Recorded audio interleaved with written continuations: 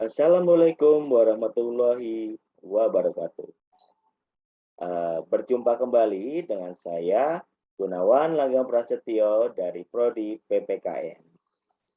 Pada kesempatan kali ini, saya akan mempresentasikan materi perkuliahan dari mata kuliah Sosiologi Politik, yaitu di materi pertemuan 14 tentang demokrasi Pancasila. Mahasiswa sekalian, materi yang akan saya sampaikan dalam presentasi ini meliputi tentang pengertian demokrasi Pancasila. Lalu, ciri-ciri demokrasi Pancasila. Prinsip-prinsip demokrasi Pancasila. Fungsi demokrasi Pancasila. Dan yang terakhir yaitu definisi dari para ahli. Kita masuk ke bagian pertama. Dalam pengertian demokrasi Pancasila, itu kita artikan dalam dua kata, yaitu demokrasi dan Pancasila. Demokrasi atau istilah dari demokrasi berasal dari bahasa Yunani, yaitu dari kata demos dan krate. Demos bisa kita artikan sebagai rakyat, atau kratein itu berarti pemerintah. Jadi, demokrasi berarti pemerintahan rakyat. Sedangkan kata Pancasila merupakan pandangan hidup dari bangsa Indonesia yang bersifat fundamental. Fundamental itu bisa kita artikan sebagai yang mendasar. Pancasila berfungsi sebagai cita-cita atau ide yang menjadi dasar kerangka berpikir bangsa Indonesia yang cara kehidupan rakyatnya dilandasi oleh pemikiran dari Pancasila. Karena Pancasila dipakai sebagai landasan bagi pembuatan peraturan di Indonesia. Bagian berikutnya yaitu ciri-ciri demokrasi Pancasila. Dalam demokrasi Pancasila itu terdapat ciri-ciri pertama, pemerintah berjalan sesuai dengan konstitusi. Yang kedua, terdapat pemilu secara berkesinambungan.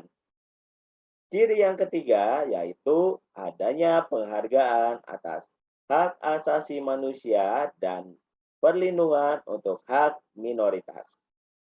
Ciri yang keempat merupakan kompetisi dari berbagai ide dan cara dalam menyelesaikan masalah. Ide yang terakhir yaitu ciri-cirinya yaitu ide yang terbaik akan diterima ketimbang dari suara terbanyak. Nah, tadi kita sudah simak ciri-ciri dari demokrasi Pancasila. Berikutnya, ini ada prinsip-prinsip dari demokrasi Pancasila. Prinsip yang pertama yaitu perlindungan hak asasi manusia. Yang kedua, pengambilan keputusan berdasarkan musyawarah. Prinsip yang ketiga yaitu Badan Peradilan Merdeka, yang berarti tidak terpengaruh akan kekuasaan pemerintah dan kekuasaan lain, misalnya Presiden, BPK, DPR, atau yang lainnya. Prinsip yang keempat, terdapat partai politik dan juga organisasi sosial politik yang berfungsi untuk menyalurkan aspirasi rakyat. Prinsip yang kelima, demokrasi Pancasila sebagai pelaksanaan dalam pemilihan umum. Prinsip berikutnya yaitu kedaulatan ada di tangan rakyat dan dijalankan atau dilaksanakan menurut Undang-Undang Dasar, terutama pasal 1 ayat 2 Undang-Undang Dasar 1945. Prinsip berikutnya yaitu keseimbangan antara hak dan kewajiban. Prinsip berikutnya yaitu pelaksanaan kebebasan yang bertanggung jawab secara moral kepada Tuhan yang Maha Esa, diri sendiri, masyarakat, negara, maupun orang lain. Prinsip yang terakhir yaitu menjunjung tinggi tujuan dan juga cita-cita nasional. Berikutnya, fungsi dari demokrasi Pancasila. Dalam demokrasi Pancasila ada beberapa fungsi, yaitu menjamin keikutsertaan rakyat dalam kehidupan bernegara seperti ikut menyukseskan pemilu, pembangunan, atau duduk dalam badan perwakilan atau permusyawaratan. Fungsi yang kedua yaitu menjamin berdirinya negara Republik Indonesia. Prinsip yang ketiga yaitu menjamin tetap tegaknya NKRI berdasarkan sistem konstitusional. Prinsip yang keempat yaitu menjamin tetap tegaknya hukum yang berasal dari Pancasila. Prinsip yang kelima menjamin adanya hubungan yang sama, serasi, dan seimbang mengenai lembaga negara. Fungsi yang keenam yaitu demokrasi Pancasila menjamin pemerintahan yang bertanggung jawab. Nah, untuk definisi dari para ahli.